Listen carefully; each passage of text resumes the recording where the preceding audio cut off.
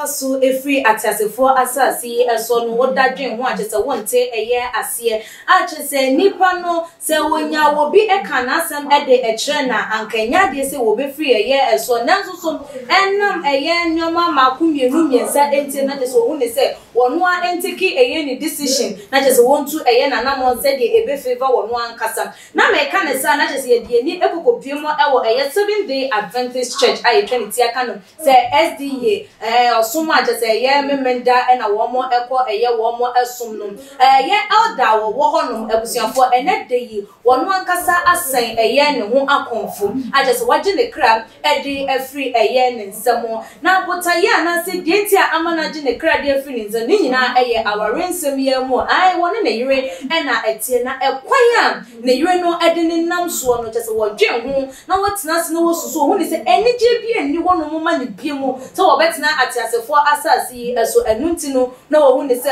wokwa na ne enu anu no bibia edi na asanko obi be se mi wu a na asa ai nti wo hu ne se wo wu a na chese enioma nyina etu etwa ede ama na abusuafo ansa na ye de ne yire na ensem no ebeba betu edwa ede ama mami twa me ho embra ne ba ye to eso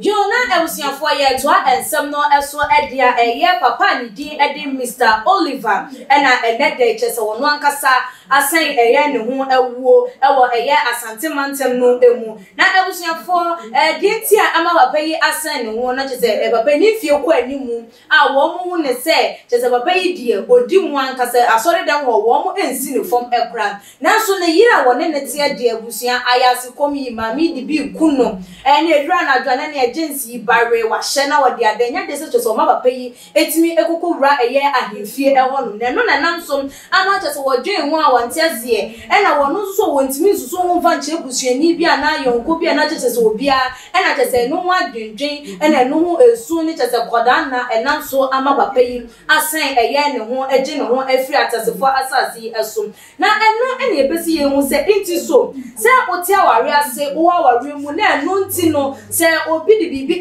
kamewa na enu nti wo se wonje wo kra eva afiri eye won sana na enu nti ebusiafo yankasa ye ma me nana hema efia Batima the first ai kwawu eye adrojiri hema ono anene ye ne no ebetwetwe nko nana hema me mu akwaba so dini dem boni ye kama the first nka ayo na just nana hema efia Batima yo nana ye mu akwaba bibi abokodi jo nyame adome so me ho eye na nana hema eye papa yi ensem ababeto eye edwe ne yire no kwan a wode no efa so ne etwa ye de na betimi aka fa mechia wahwefo ne wotiefo nyina mojoso kakra metimi aka fa won se dedi kan ebia na be ma no ne ho ni ho okay be ma no ho ni ho ena ebi nso a oba na nya de mafofo ebi ono ye good chain ni kunu no okay be oba no anya ade obetimi akoye wabonten be mfa ho enkame ukunu ebi mu so obema no sebio we de mfa nche me na adwen ejuma because na adwen ejuma yes sana meka no because what adwen ejuma ade nti na wo se ukunu because of oyire de na ho kame o jano na worry foforo because our in heaven ukunu won Nyankopon meka se oyire de ho kame na wakunu nti no o de obo na eche wo ye ni aware bia o heaven enti no de metime kan se be ma no na dream kan yes because as a software untimi enkofa obi nka oyire ho senka ye na mafo ayifo idea ono so o mama ni ya meso ka kodi wa bonten be wan ya software ni ntino untimi nyesa it's the best way ni say obejai oyire no onjai no yes I was so jai no because oh worry I didn't know do ho be kame okunu okay and so o dia kame wa na say amiwa kopa busiafo amane anasa sorry for the ompenifo ti so ono a oni mususu na se mo ka na se anya ejuma jano no nko ne baby waku hui Efa so be na also. Na ye shadio ba no aware mu a ma binu mutimi eye enwoma bi wo ho no mu a chete ma emema no etete ha dentia na because of sikani bre anaze ye den because obi wo ho no mu a ni kunu bem ebeye bibia ede ama no enso still obeye ne ye bi obedan esu ni eban bi ede akire no aware mu nsam de da ne de ya na edos denti na ye ma binu mu yes akoye obeye de na chete ye ya to de ama o. Ebi ye sika. Okay. Enibre sika nibre. Sika nibre. Ena ebi nso wo ha oba bi wo ha ne kunu ewo sika o ma ne bibia ope. But eba empamu a obema ne ntimi ne nda yie.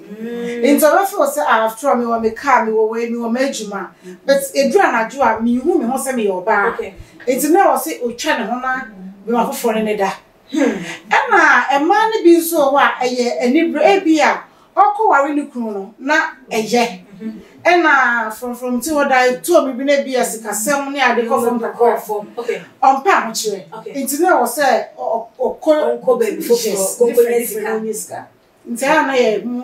na mami me pese mi hunu ba no aware a sex na no ehu hia kese ana because obi dudu na ya obi ja aware a na mi kunu hu ni wo na oye 2 minutes man oye say me pese mi say sex na eno ani aware no ana say yes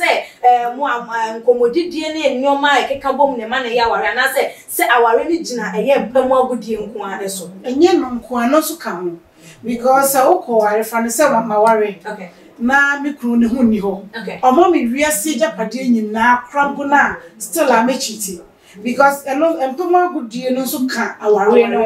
aware bi ankomodie how amobe siesie mu fie how amobe dom but ebedu anajo se bi o feelings enti ebedu anajo no watenka ba na se wonya be ma bia ne nda eno so ma aware no basa na mami ye hu ne se ebi wo ho no ma wote aware aso oye bibia de ma be ma no so be ma ne fa na chi enti eno ne sa no na eno no be ma no na wo ye player na so wo pe ebema gba na se ye den se bi o mema ne bi suban okay ai mema ne bi no mu ntimi na oba ba ko andan se omoyire no ho mema ne kana se ye di abenkwan afro ye ntino ye pese ye di nkatenkwan ye di krakra ne de keka ntino ye mema bi no suban mema bi nso ho a na ire na waware no obetena ne ho for so many years abi a owo na betete omontem nti ye mema ne bi suban yo na mami ye di enche bi nkomodidie no ebeba eye na wiye se oyire eye bibi ana wukunu eye bibi a ehaw etete wa wo se for waware nsem no enkoto abonten na wose dodo na o suro se ebia wo kwakọ ken na ye beka chen se abrante wona ho ya ka se se papa yi na ire de yes sex je se wo de twina so de mpem abro twina so enti anu nti no na waka na no ato nti bese mi hu se eba no aware mu ensem ase bibi nkoyi a ehia eye se wo de to abonten na se bia wo ne abusuafo eka eye de ekoso wo waware ensem enye obia na betimi asori aka aware mu nsem akere no but ye onipa ba ko bia wo hu se nipa we de na no ye dru ana ye ferifo it is a nipa no ebia wo oba no side ana be man side ana even asori amokompo no obetimi yi nipa ba ko bia fo so nipa we de become asem chere na obi nte obema me good advice na waka but enye so sorry ya say na my phone call abede oh sorry ya adwati o wait no we nipa ba ku mienu bi awfo say omoye enmunyamfo a ombetimi aboa wo enye de wo ka wa asem chere na okoton wa asem no ana se all sign ebesai wa asem no yo mami we dey nkomodidie no esia Edison afuto be na de be ma eye ma wo mo wa ware mu emema wo mo wa ware mu challenges a wo mo face ne enwoma wo mo ekom no de na betimi aka ede ato edwa ede amom because ebia na obi ti wo no so ebia na yire ye ne se ya nyukunu ye ne se ye ebi enso wo hu de wonye de wonye wonim so ko ka obi a na akwa ye ensem agezafo wona mommontin so a ne edi ehuru no nti den na obeka ede a kire wo yo kakra meka kire emani mewa nyina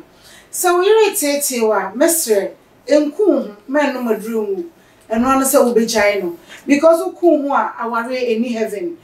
na manyo na amasisu no so no ma momfa ma ware mu nsem enkoko abontin bebre ne okru tie bia no fa ne sa osiesie a ebeyiyi Madam was Yo, Nana Hima, yes, so you better was say. I was here for I, cause I answer every done that I come. Yes, you're too much. You are Bremo, you did Nana Hima, if you are Batima, Abba,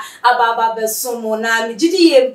say, a yen a football, dear to John, won't so know, would be a then abo a year won't toma ano. Also, why didn't you be in some Bissabia with me about to a jar or too much GH, your comment section, like a videos not share on all the social media platforms, so media any equia sikapa dasene ebesan edi ehia ebi makro